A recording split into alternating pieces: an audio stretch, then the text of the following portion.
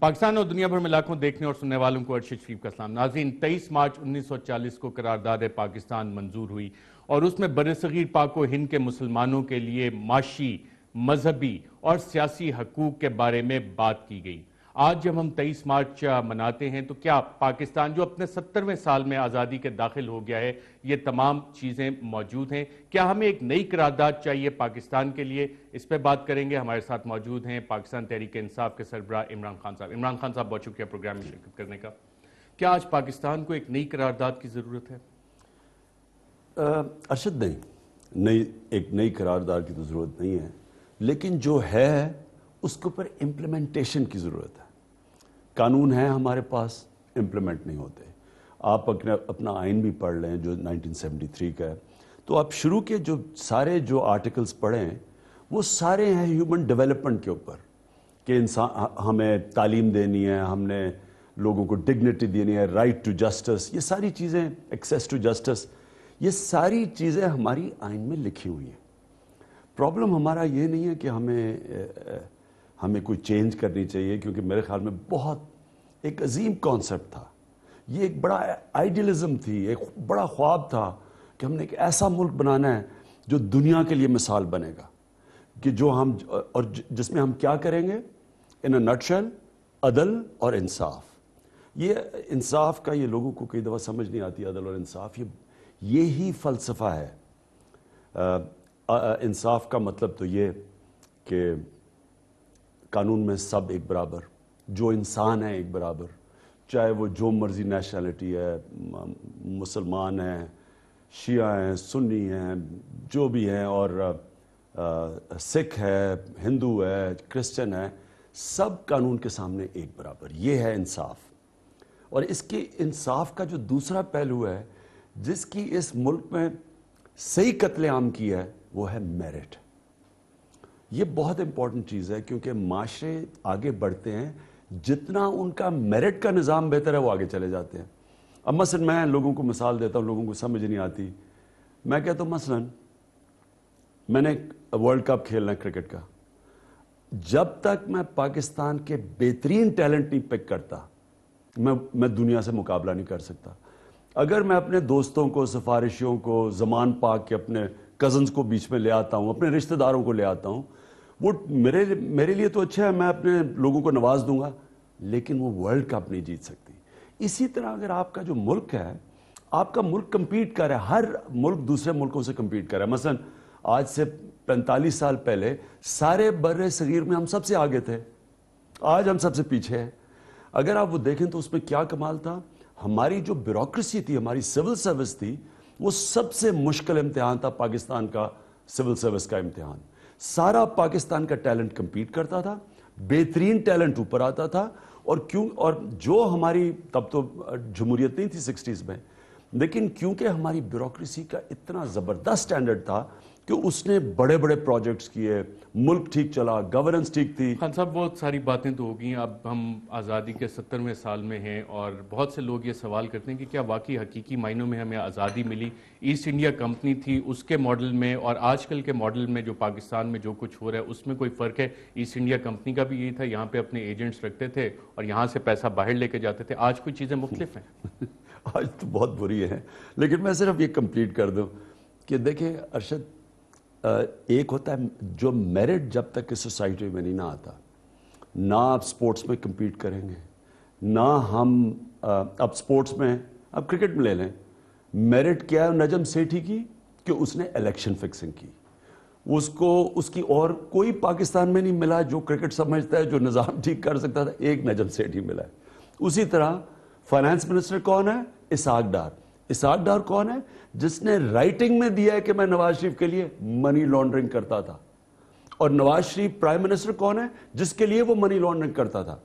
اور جو 10 ارب ڈالر کی سالانہ منی لانڈرنگ اس ملک سے ہوتی ہے، یعنی پیسہ یہاں سے باہر جاتا ہے، جس کی وجہ سے ہمیں قرضے لینے پڑتے ہیں، اور وہ قرضے عوام کے اوپر ٹیکس لگا کے، مہنگائی کر کے، بیچارے غربت کر کے جو پیسہ پورا کرتے ہیں، لوگ غریب ہو جاتے ہیں، یہ چھوٹا سا طبقہ چوری کر کے پیسہ باہر چلا جاتا ہے۔ اب اگر منی لانڈرنگ اتنا بڑا ایشو ہے تو کون حل کرے گا؟ منی لانڈرر اسحاق ڈار اور منی لانڈرر نواز شریف؟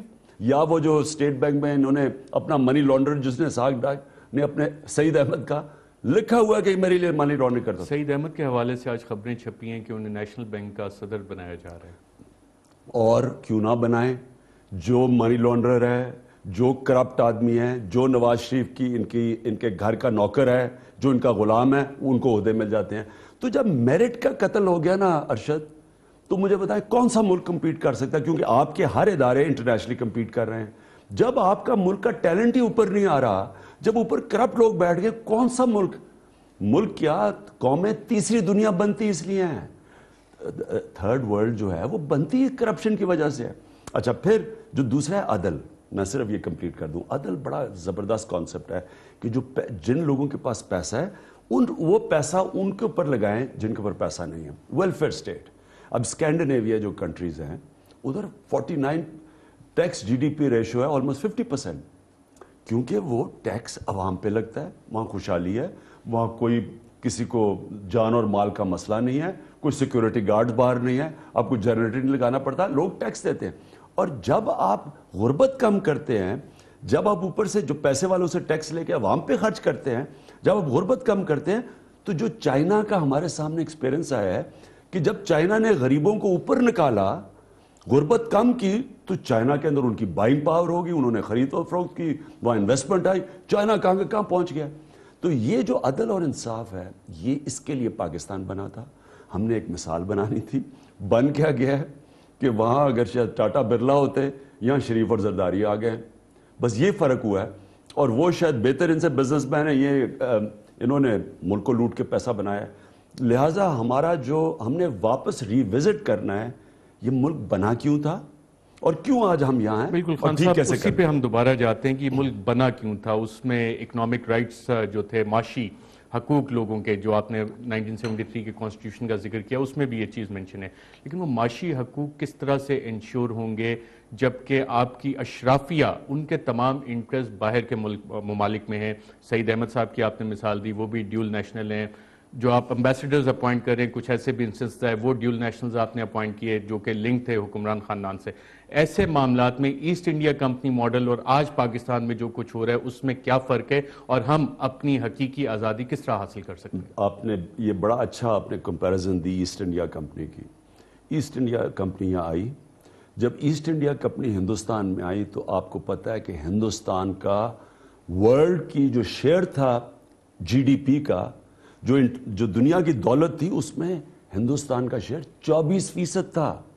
آج امریکہ کا شیئر بھی 24% نہیں ہے. یہ اتنی امیر جگہ تھی.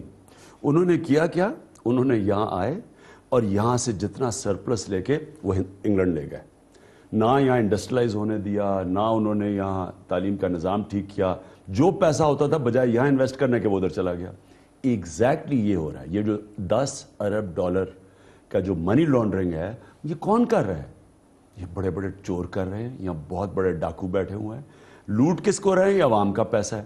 جو پیسہ اگر یہ $10 ارب, آپ صرف یہ دیکھ لیں, یہ $10 ارب اگر پاکستان میں انویسٹ ہو, آپ سوچیں اس کا کتنا امپیکٹ پڑے گا. وہ $10 ارب جو چوری کر کے باہر جاتا ہے, قوم غریب ہوتی جا رہی ہے, چھوٹا سا طبقہ امیر ہو رہا ہے, اور یہ ہمیں غلام بنا رہے ہیں. یہ جو ایک بڑی اچھی بک ہے کنفیشنز آف این اکنامک ہٹ مین, وہ کرتے کیا ہیں کہ یہ ہم, کیونکہ یہ پیسہ باہر چلا جاتا ہے, ڈالر کی کمی ہوتی ہے, ہمیں IMF سے قرضے لینے پڑتے ہیں. وہ جو ہم قرضے لیتے ہیں اس کی قیمت عوام ادا کرتی ہے. اب یہ حال یہ ہے کہ ہمارا ہر $3 جو فیڈرل ہم اکٹھا کرتے ہیں ریونیو پہ, ہر $3 میں سے $2 قرضوں کی قسطیں ادا کرنے پہ جا رہے ہیں. تو ملک جو غلام تو بنا دیا انہوں نے ہمیں. ہم اپنی آزاد فیصلے نہیں کر سکتے. ہم تو ہم اپنے پیر پہ نہیں کھڑے ہو سکتے. کنفیشنز آف این اکنامک ہٹمین کا ذکر کیا. آج پاکستان کے معاشی حالات کیا ہیں؟ فسکل ڈیفیسٹ آپ کا انکریز کر گیا 120% کی, آج خبریں چھپی ہوئی ہیں.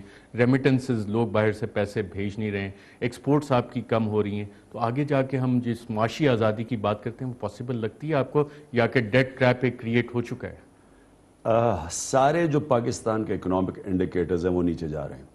صرف اگر آپ نے خوشحالی دیکھنی ہے تو وہ اخبار کے اشتہاروں میں ہیں. وہ دونوں بھائیوں کی شکلیں آتی ہیں, ہر دوسرے دن آدھے پیج کے اشتہار ہوتے ہیں. آج یہ مار کا مار دیا, آج یہ مار کا مار دیا, اتنی بجلی بن گئی, نندی پور میں بن گئی.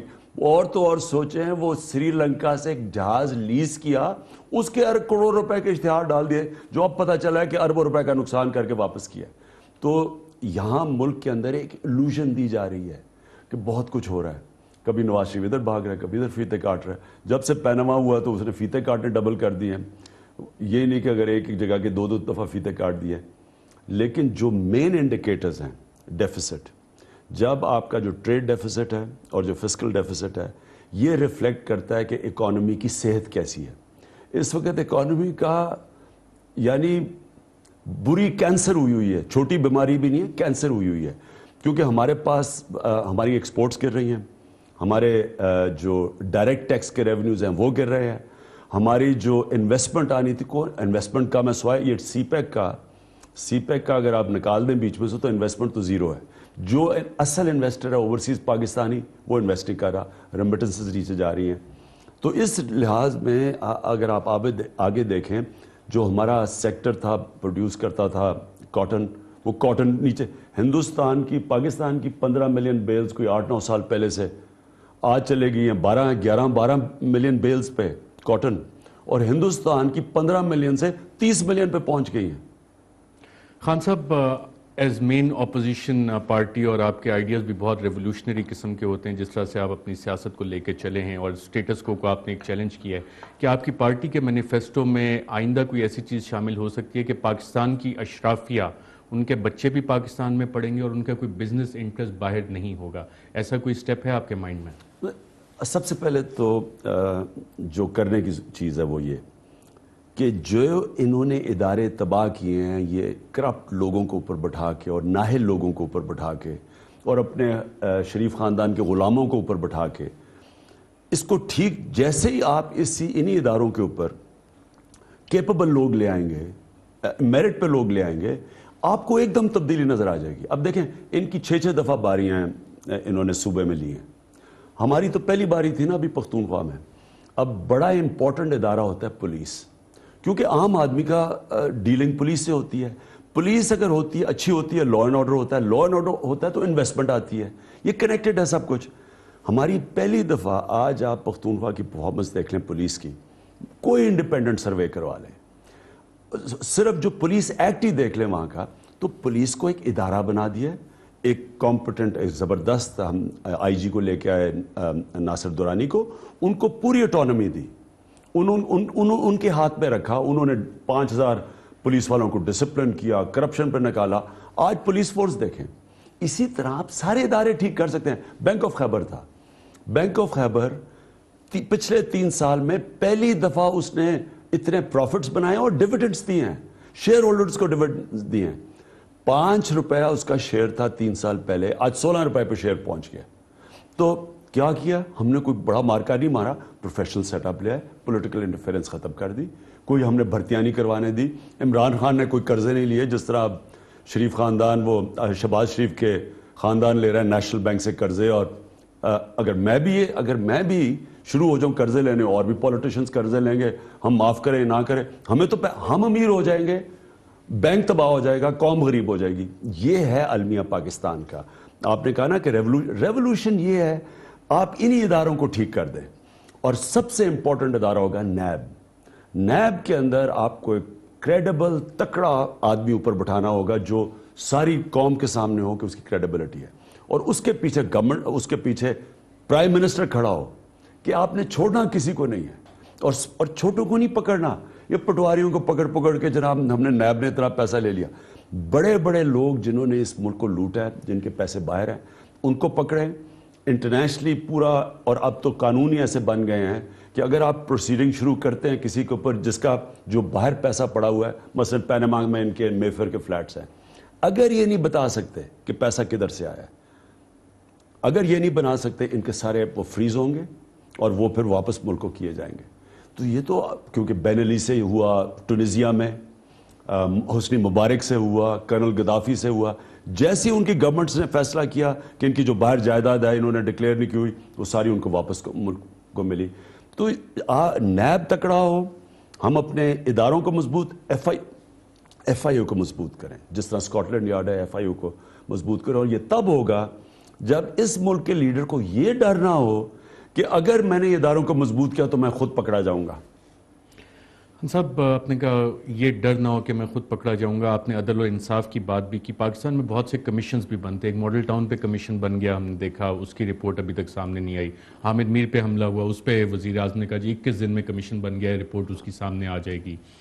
اس کے علاوہ پاناما کا فیصلہ وہ بھی ابھی نہیں آیا. کب تک امید ہے آپ کو یہ فیصلہ آ جائے گا, یا ماڈل ٹاؤن اور حامد میر کمیشن کی طرح قوم انتظار کرتی رہے گی؟ نہیں, پیناما کا فیصلہ تو آنا پڑے گا. ہم نے تو امید لگائی ہوئی ہے کہ اس ہفتے آ جائے, اور اس ہفتے سے پتہ نہیں, میں کہہ نہیں سکتا کب ہوگا, لیکن امید تو ہے کہ اس ہفتے فیصلہ آئے گا. نہیں, پیناما کا تو ساری کام رکا ہوا ہے پاکستان میں.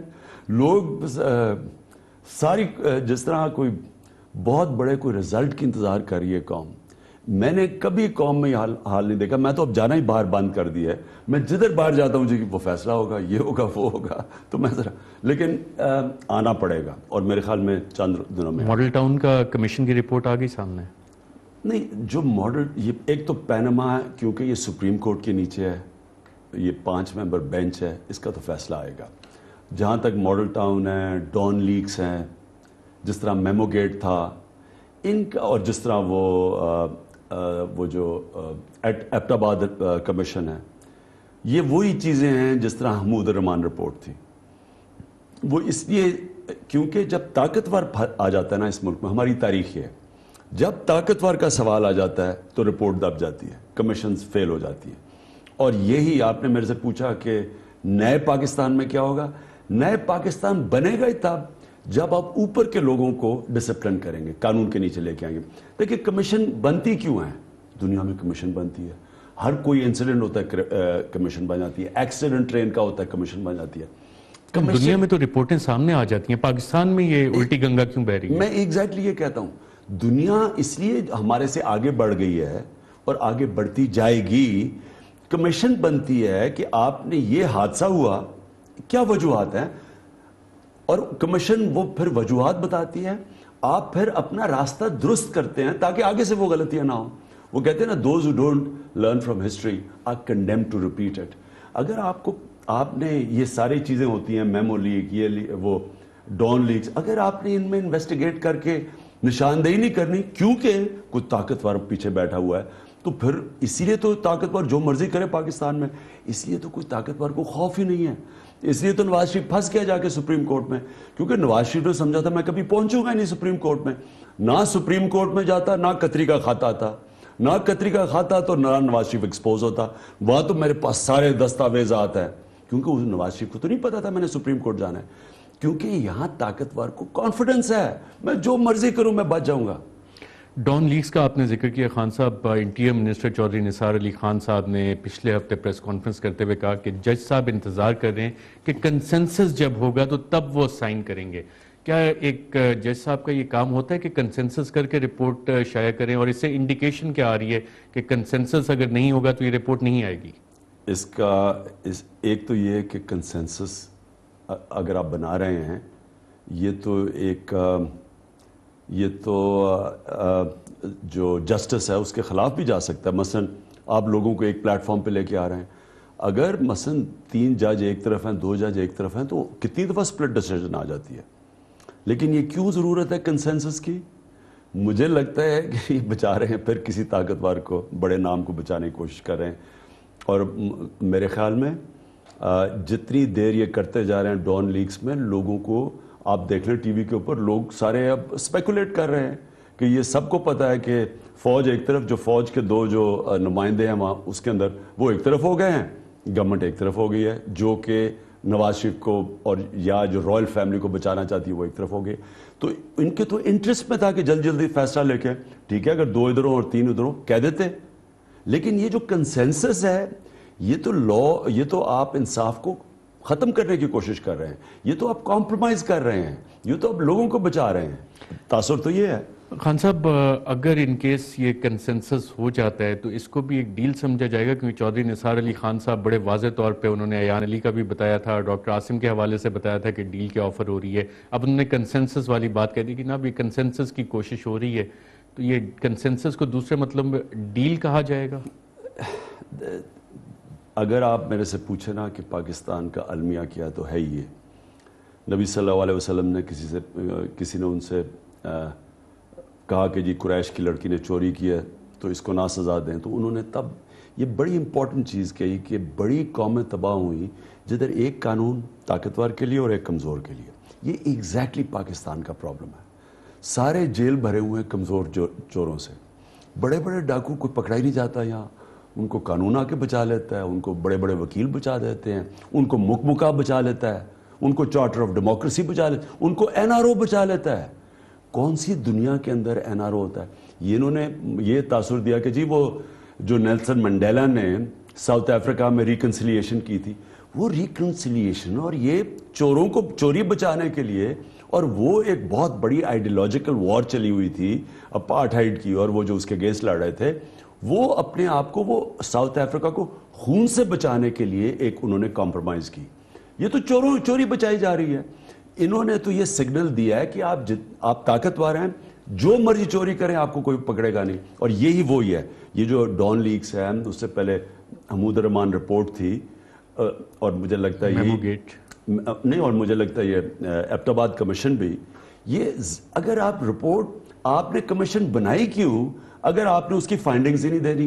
اور جب فائنڈنگز آتی ہیں, مثلا جوڈیشل کمیشن بنی, انہوں نے دھاندلی کے اوپر 2013 کے الیکشن کے اوپر 40 فائنڈنگز دی, ایک پہ عمل نہیں ہوا, تو فائدہ کیا تھا کمیشن بنانے کا اگر آپ نے کسی پہ عمل ہی نہیں کرنا تھا.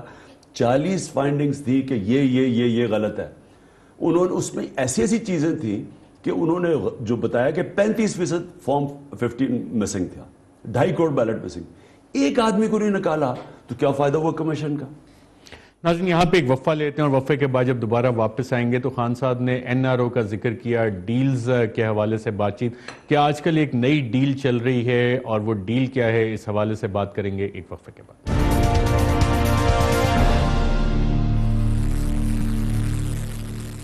ویلکم بیک ناظرین, ہمارے ساتھ موجود ہیں پاکستان تحریک انصاف کے سربراہ عمران خان صاحب. عمران خان صاحب, آج کل پھر کچھ چمک گوئیاں ہو رہی ہیں کہ کوئی نئی ڈیل ہو رہی ہے. کیا واقعی کوئی ڈیل ہو رہی ہے؟ اور لوگ سوال اٹھاتے ہیں کہ دیکھیں آصف زرداری صاحب جو اینٹ سے اینٹ بجانے گئے تھے, اس کے بعد ان کی واپسی بھی ہو گئی, اتنا عرصہ تو واپس نہیں آئے, شاید اینٹیں اکٹھی کر رہے تھے. شرجیل میمن صاحب, ان کی واپسی ہو گئی. ایان علی ملک سے باہر چلے گئیں. ڈاکٹر عاصم کی بیل کی کوششیں ہو رہی ہے. کوئی ڈیل آپ کو لگتا ہے ہوگی یہ ڈیفرنٹ سٹیک ہولڈرز میں؟ دیکھیں جی ارشد, جتنا نواز شریف کمزور ہوتا جا رہا ہے, کمزور تو ہو رہا ہے, یہ پینما نے بالکل کمزور کر دیا ہے. آپ دیکھ لیں ان کے جب سے پینما کا ہوا ہے, انہوں نے کتنی کوششیں کی ہیں ڈیفلیکٹ کرنے کے لیے پینما کو, یعنی فیتے کاٹنے کے علاوہ کبھی وہ اردوغان کو بلا لیا, کبھی کچھ, کبھی ٹرمپ کی ٹیلی فون بتا دیجیے ٹرمپ نے میرے سے بات کی ہے. وہ سارا پریشر میں ہے نا, کوششیں کر رہا. یہ جو کرکٹ میچ کروا دیا, یعنی جو کرکٹ میچ کروایا ایسے کیا جیسے پتہ نہیں پاکستان میں کوئی ورلڈ کپ فائنل ہونے لگا ہے. 1-2 کلب ٹیمز میچ کھیل رہی ہیں پاکستان میں, اربوں روپیہ اس کے اوپر خرچ کیا, کروڑوں روپے کے اشتہار چھاپے کہ لاہور میں میچ ہو رہا ہے. مجھے لگا کہ پتہ نہیں, میں بھی کرکٹ کھیلتا تھا ایک زمانے میں, تو پتہ نہیں یہ کیا ہونے لگا ہے کہ 2 کلب ٹیمز کے بیچ میں میچ ہو رہا ہے, آدھا لاہور بند کر دیا, کرفیو لگا دیا, جو انہوں نے پبلسٹی پہ پیسہ خرچ کیا, جو 30,000 پولیس کھڑی کر دی کہ جی اس سے پتہ نہیں کیا ہوگا کہ انٹرنیشنل کرکٹ شروع ہو جائے گی, بڑی ٹیمیں آ گئی, لائنیں لگی ہوئی ہیں پاکستان میں ٹیمیں آنے کی. نہیں جی ہم دہشت گردی کو شکست دیں. لوگوں کو کتنا پاگل بنا, ہم دہشت گردی کو شکست دے رہے ہیں, شکست دے دی جی, میچ ہو گیا, دہشت گردی ختم. یہ سارا ڈرامہ تھا. ٹکٹ بانٹے انہوں نے, اصل میں تو نون لیگ سے جلسہ نہیں نہ ہوتا, تو انہوں نے سوچا کہ یہ میچ کے بہانے کراؤڈ کو ٹکٹ بنا کے تو وہ جلسہ بن جائے گا, وہ سارے نون لیگ بلا کے نواز شریف زندہ باد ہوگا. وہ ان کی بدقسمتی کہ وہ نجم سیٹھی نے جا کے جب وہ تقریر کی تو وہ ساری گو نواز کو ہو گیا, الٹا ہو گیا. لیکن یہ سارا پرابلم ہے ان کو اپنے آپ کو بچانے کے لیے. میرے خیال میں نواز شریف ہر ڈیل کرے گا اس وقت, پیپلز پارٹی سے ہر چیز ان کو آفر کرے گا کہ کسی طرح ان کو پینما سے نکال لو. تو اس ڈیل میں تمام سٹیک ہولڈرز شامل ہیں یا صرف حکومت, نواز شریف صاحب کی پارٹی اور ان کی حکومت شامل ہے؟ میرے تو خیال میں کہ نواز شریف کی جو پوری پارٹی بھی شامل نہیں ہے. میرے تو خیال میں چودھری نثار بھی شامل نہیں ہے اس ڈیل میں. وہ کوشش کر رہا ہے, چودھری نثار کچھ اور کوشش کر رہا ہے, وہ بول بھی دیتا ہے کہ دیکھیں جی آن علی اور ڈاکٹر آصف پہ ڈیل ہو رہی ہے. اور نواز شریف تو ہر قسم کی، میرے خیال میں کہ کوئی بھی ان کو کسی طرح پتہ چل جائے نا کہ میں کسی طرح پینما سے نکل سکتا ہوں تو وہ کسی کے ساتھ بھی ڈیل کرنے کے لیے تیار ہیں. اور یہ بڑا ڈینجرس ہے بائی دا وے. میرے خیال میں یہ انٹرنیشنلی اور بھی ڈینجرس ہے کہ اس طرح کا پرائم منسٹر جو اتنا بڑا پیسہ جس کا باہر پڑا ہو، اس کے لیے بڑا مشکل ہے کہ یہ پریشر باہر کا بھی ریزسٹ کریں. ان سے باہر کا پریشر نہیں ریزسٹ ہوتا. کیوں یہ مودی کے خلاف کوئی بات نہیں کرتا؟ نریندر مودی اسٹیٹمنٹ پہ اسٹیٹمنٹ دیے جاتے ہیں. میں نہیں کہتا کہ ہندوستان کے ساتھ ہمارے برے تعلقات ہوں، لیکن یہ نہیں ہو سکتا کہ نریندر مودی ابھی وہ یو پی کے الیکشن سے پہلے وہ ٹرین کا کانپور میں حادثہ ہوتا ہے، وہ پتہ نہیں کب ہوتا ہے، اور پاکستان کا نام لگا دیتا ہے.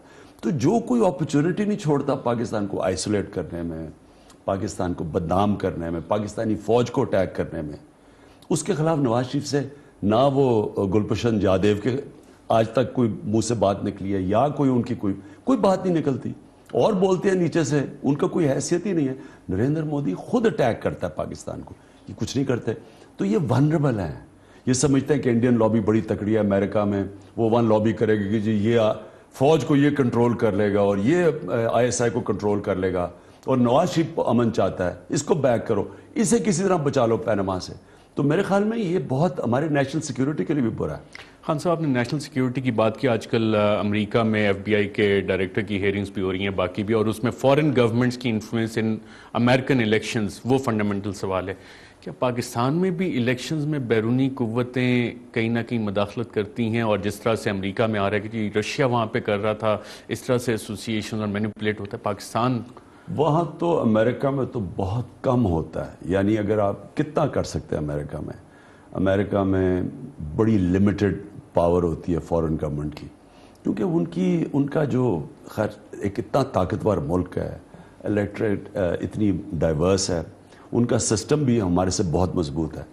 ہمارا تو بدقسمتی سے یعنی پورا زور لگاتے ہیں وہ جو یعنی ہمارے الیکشن کے اندر جو مداخلت ہوتی ہے، مجھے تو اندازہ ہی نہیں تھا. مجھے تو اب میں نام نہیں لوں گا ان دو ملک کا، مڈل ایسٹ کے دو ملک تھے. تو میں یہ 2013 کے الیکشن سے پہلے میری میٹنگ ہوئی، دو ادھر ملک کے ریپس تھے، انہوں نے مجھے آفر کیا کہ ہم تمہاری مدد کرنا چاہتے ہیں. میں نے کہا کیا مدد کرنا چاہتے ہو؟ کہتے کوئی ہم پہلے ماضی میں باقی پارٹیز کی بھی کرتے تھے، فائنینشیل ہیلپ آپ کی الیکشن میں کرنا چاہتے ہیں. اور میں کوئی میرے سے پوچھے میں قرآن پہ ہاتھ رکھ کے کہہ دوں گا کہ مجھے انہوں نے آفر کی. تو میں نے تب سوچا، اور انہوں نے کہا ہم باقی پارٹیز کو کرتے رہے ہیں. تو آپ دیکھیں کہ جو ان سے پیسے لیتا ہے پھر کس منہ سے وہ اس کی انڈیپینڈنٹ فارن پالیسی ہوگی. تو یہ تو دو ملک تھے، اور جو مجھے پتہ ہے کہ یہ 2-3 ملکوں نے مل کے 2013 کے الیکشن میں نواز شریف کو بیک کیا، مجھے پتہ ہے اس چیز کا. اس میں کوئی نام لینا چاہیں گے؟ برطانیہ کا نام لینا چاہیں گے یا امریکہ کا نام لینا چاہیں گے، یا دونوں کو کہیں گے یہ دونوں ممالک نہیں ہیں؟ نہیں، میں اس لیے نہیں کہتا کہ دیکھیں جس پوزیشن میں ہم ہیں ایسے ہی، کیونکہ وہ چینج بھی ہوتے ہیں، ان کی پالیسیز تو چینج ہو جاتی ہیں. پوائنٹ یہ ہے کہ 2013 کے الیکشن میں وہ گھوڑے بیک کرتے ہیں. وہ کیوں کرتے ہیں؟ وہ یہ چاہتے ہیں، وہ اس لیے نہیں چاہتے کہ پاکستان کی بہتری کس میں ہے، ان کے لیے اپلائیبل کون ہے. ابھی تک الطاف حسین کے اگینسٹ ایکشن نہیں لیا برطانیہ نے. اتنی چیز کے اوپر، دہشت گردی کے اوپر وہ پاکستانی فورن لوگوں کو جیلوں میں ڈال دیتے ہیں. بیچارے ینگ سٹوڈنٹس تھے، مجھے یاد ہے میں آفس میں بیٹھا ہوں، ان کے ماں باپ میرے پاس آ گئے، وہ مسجد نماز پڑھ رہے، ان کو پکڑے جیلوں میں ڈال دیا. اور یہاں اتنی ایویڈنس، جو مرضی کہتے رہو. میں نے خود برٹش ایمبیسڈر کو کہا جب 2013 میں کہ جب ہماری انہوں نے قتل کیا اس کو، ڈاکٹر زارا کو، تو ان کو نہیں پتا، تو وہ کچھ بھی نہیں کرتے. تو وہ یعنی ان کے اپنے انٹرسٹ ہیں کہ وہ یوز کرتے ہیں لوگوں کو اپنے انٹرسٹ کے لیے. لیکن ہمارا انٹرسٹ کیا ہونا چاہیے کہ ہمارے لوگ جا کے باہر سے فنڈنگ لیں اپنی الیکشن کے لیے. عمران خان صاحب، جس بیکنگ کی اور فورن انٹرونشن کی آپ بات بتا رہے ہیں پاکستانی الیکٹورل سسٹم میں، آپ کے خیال میں جو لوگ پھر ایسے لوگوں کو بیک اپ کر رہے ہوتے ہیں، وہ یہ چاہیں گے کہ پری میچورلی وہ اپنے عہدے سے کسی نہ کسی وجہ سے، عدل اور انصاف کی وجہ سے عہدہ چھوڑ دیں؟ انڈیا میں تو انہوں نے کہا ہے کہ ہمارا ایسٹ ہے نواز شریف. میں ان کا سن رہا تھا، ایک اینالسٹ لگا ہوا تھا، ڈیفنس اینالسٹ، کہ نواز شریف ہمارا ایسٹ ہے. تو ظاہر ہے وہ نہیں چاہیں گے. لیکن میرے خیال میں جو پاکستان ہے وہ جو پاکستان کا تھاٹ پروسیس ہے وہ آگے بڑھتا گیا ہے. ہم جدھر 2013 میں تھے ہم اس سے اور آگے نکل گئے ہیں. جو 2013 میں کر سکتے تھے وہ اب نہیں کر سکتے لوگ. اور انشاءاللہ یہ جو اگلا الیکشن آ رہا ہے 2017-18 میں یہ سارے الیکشن سے مختلف ہوگا. ناظرین یہاں پہ ایک وقفہ لیتے ہیں. وقفے کے بعد جب دوبارہ واپس آئیں گے تو عمران خان صاحب سے فوجی عدالتوں کے معاملے کی بات کریں گے اور آخر میں ایک دفعہ پھر پاناما کا فیصلہ اور اس کے اثرات کیا ہوں گے. کیا عمران خان کی جماعت الیکشنز کی تیاری کر رہی ہے, ارلی الیکشنز کی تیاری؟ ایک وقفے کے بعد.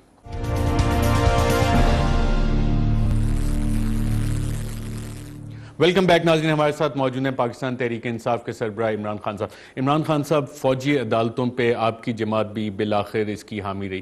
وجہ کیا ہے کہ ہمیں بار بار فوجی عدالتیں بنانی پڑتی ہیں؟ وجہ یہ ہے کہ جب انہوں نے فوجی عدالتوں پہ سب نے اگری کیا تھا تو کہا تھا یہ کہ سٹیپس لیے جائیں گے کہ آگے ہمیں فوجی عدالتوں کی ضرورت نہ پڑے. یہ کہا گیا تھا. کوئی سٹیپس نہیں لے گئے, کچھ نہیں کیا گیا. اور پچھلے ایک سال میں تو سوائے پیناما کے گورنمنٹ کو اور کوئی پرواہ نہیں تھی. نہ وزیر سارے آپ نے دیکھا کہ سارا ان کا ٹائم تھا نواز شریف کو بچانے کے لیے, تو انہوں نے کیا کام کرنا تھا, لہٰذا کوئی کام ہی نہیں ہوا. اب اگر دہشت گردی کی لہر آئی اور خوف تھا اور خوف ہے کہ اور بھی آئیں گے, تو ہم کوئی بھی پارٹی اس پوزیشن میں نہیں رہنا چاہتی کہ ہماری وجہ سے وہ دہشت گردی کی جو جنگ ہے وہ متاثر ہوئی. یعنی ہمیں یہ جب کہا جاتا ہے کہ ہماری عدالتیں کوپ نہیں کر سکتی, وہاں سیکیورٹی نہیں ہم دے سکتے ججز کو, ججز فیصلے نہیں کرتے, وٹنسز سامنے نہیں آتے, گواہ سامنے نہیں آتے عدالتوں میں, تو ہم مجبور ہیں. تو ہم اگر کہیں کہ نہیں جی ہم, کیونکہ یہ اینٹی ڈیموکریٹک ہے, بلکہ ہونا بھی نہیں چاہیے, فوجی عدالتوں کا کانسیپٹ ہی غلط ہے. لیکن اگر ہمیں کوئی یہ کہے کہ جناب آپ کیونکہ ریزسٹ کر رہے ہیں اور اگر آگے کچھ ہوا اور اگر ہم یہ جنگ ہار رہے تو آپ ذمہ دار ہوں گے, تو کوئی بھی یہ نہیں اس پوزیشن میں آنا. پرنسپل آپ نے for larger issue of peace آپ نے کیا. پاناما کیس کا فیصلہ کب تک آپ کو امید ہے آئے گا, اور آنے کے بعد کیا حالات بنیں گے؟ دیکھیں میں ارشد سمجھتا ہوں کہ یہ فیصلہ تو انشاءاللہ اب چند دنوں میں آ جائے گا. بڑی اب انتظار ہے, جس طرح امتحان نہیں کوئی بہت بڑا امتحان دے کے چکتا ہے اور اب پیپر رزلٹ کی انتظار کر رہا ہے, تو اس طرح ہے. لیکن میں بڑا کانفیڈنٹ اس چیز پہ ہوں کہ جو بھی یہ رزلٹ آئے گا نا, پاکستان بدل جائے گا. میں سمجھتا ہوں پاکستان بدلا ہے اس کے ٹرائل کے دوران. جو یہ ٹرائل ہوئی ہے, جو چیزیں سامنے آئی ہیں, دیکھیں اس میں 2-3 چیزیں سامنے آئی ہیں. ایک کہ انہوں نے تسلیم کیا کہ ہاں ہماری اپارٹمنٹس ہیں, فیملی نے, ہماری کمپنیز ہیں. جب تسلیم کیا تو ان کے اوپر ذمہ داری تھی کہ اب یہ سارے ثبوت سامنے رکھیں, منی ٹریل بتائیں, پیسہ کدھر سے آیا, سورس آف انکم کیا تھی, اور بتانا انہوں نے تھا. جب بھی آپ آفس ہولڈر ہوں اور آپ تسلیم, ایک پراپرٹی آپ کی ڈسکور ہو جاتی ہے, آپ کو بتانا پڑتا ہے کہ کدھر سے پیسہ آیا, سورس آف انکم کیا تھی. اور اس کیس میں پیسہ باہر کیسے گیا, منی ٹریل, یہ تو منی لانڈرنگ ہے. منی لانڈرنگ ایک چوری ہوتی ہے, اور پھر جو پیسہ ملک سے باہر جاتا ہے وہ دگنا نقصان کرتا ہے, کیونکہ آپ ڈالرز خرید کے باہر بھیجتے ہیں. ڈالرز کی کمی ہو جاتی ہے ملک میں, جو یہ 10 ارب کی منی لانڈرنگ ہے. تو نہ انہوں نے بتایا پیسہ باہر گیا, یعنی انہوں کا سارا ایکسپلینیشن قطری لیٹر تھا. وہ جو قطری آج کل چھٹیوں بنا رہے ہیں, مری کی ہوائیں کھا رہے ہیں, وہ سارا ان کی ایک ہی تھی کہ جی قطری منی ٹریل تھا, قطری سورس آف انکم تھا, سب تو قطری تھا. تو یہ تو خیر کوئی عدالت مان نہیں سکتی, میرے نہیں خیال میں کوئی مانے گی. اگر وہ نہیں ہے تو ان کے پاس کوئی کیس ہی نہیں ہے. اور ایک اور یہ بات کر گئے کہ قطری کو, جو قطری ان کا 25 سال سے بزنس پارٹنر تھا, اس کو انہوں نے 200 ارب روپے کا پورٹ قاسم کا کانٹریکٹ دیا ہے اور کوئی بڈنگ نہیں کروائی, ڈائریکٹ کانٹریکٹ پکڑا دیا ہے. یہ اس سے بڑی کرپشن کیا ہے؟ میں اپنے آپ کو کانٹریکٹ, بزنس پارٹنر کا مطلب میں اپنے آپ کو کانٹریکٹ دے دوں 200 ارب روپے کا اور کوئی بڈنگ نہ کرواؤں. تو یہ بھی چیز سامنے آ گئی ہے, اور میرے خیال میں ان کے لیے بڑا جو بھی کیس ہوگا, میرے خیال میں ارشد پاکستان بدل جائے گا اس کے بعد. خان صاحب, نون لیگ کی کچھ اندرونی ملاقاتیں ہوئیں اور اس میں انہوں نے اسٹریٹجی کی کہ اگر فیصلہ خلاف آتا ہے تو ارلی الیکشن کی آپشن بھی زیر غور ہے. پاکستان تحریک انصاف تیار ہے ارلی الیکشنز کے لیے, اور رورل ایریاز میں خاص طور پہ آپ کی پریزنس ہے؟ ارشد, یہ جو بھی کرے ہم تیار ہیں اس کے لیے. یہ جو بھی کرنا چاہیں. ایک تو یہ بھی ڈرایا نا کہ جی عوام تسلیم نہیں کرے گی اگر فیصلہ خلاف آ گیا. تو میں ان کو چیلنج کیا, میں نے کہا تم ایک آدمی نکالنا, اس ایک آدمی کے مقابلے میں 100 نکالوں گا تمہارے خلاف جو کہے گی کہ ٹھیک ہے فیصلہ. یعنی اگر یہ ڈرا رہے ہیں ججز کو کہ جی اگر فیصلہ غلط آ گیا. اور دوسری چیز, اگر یہ الیکشن کروانا چاہتے ہیں, یہ 2013 نہیں جب ہم بالکل ہی تیار نہیں تھے, ہم تیار ہیں اس کے بعد. عمران خان صاحب بہت شکریہ پروگرام میں گفتگو کرنے کا. ناظرین آج کے پروگرام میں اتنا ہی, اجازت دیجیے گا, اللہ حافظ.